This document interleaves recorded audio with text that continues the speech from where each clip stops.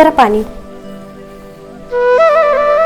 काय झालं तुम्हाला, एवढी का नाराज दिसते तुम्ही? अरे जरा थोडं अवघडच झाले. अरे कंपनीच बंद पडली आमची. कसं आपलं घर चालायचं, कसं व्हायचं रे आपलं? मुलांच्या शाळेचा खर्च, घरातला खर्च, परत नानांचा गोळ्या औषधाचा खर्च, आईचा गोळ्या औषधाचा खर्च. काय करायचं रे आता? कसं व्हायचं आपलं आता हे? अहो एवढं नका टेन्शन घेऊ, होईल सगळं व्यवस्थित. काय रे पोरा, तुझी नोकरीच गेली ना, तू एवढा खचून जाऊ नको.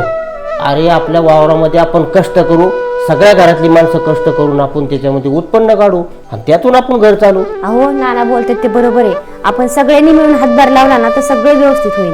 अरे मला वाटलं होतं सगळंच संपलं, पण घरातले जर सगळे एकत्र आले ना अशक्य गोष्ट पण शक्य होऊ शकते. ही गोष्ट आज मला कळली. अरे अपयश हे तात्पुरतं असतं, पण कठीण काळामध्ये कुटुंबाची एकत्र ताकद ही सगळ्यात श्रेष्ठ आहे.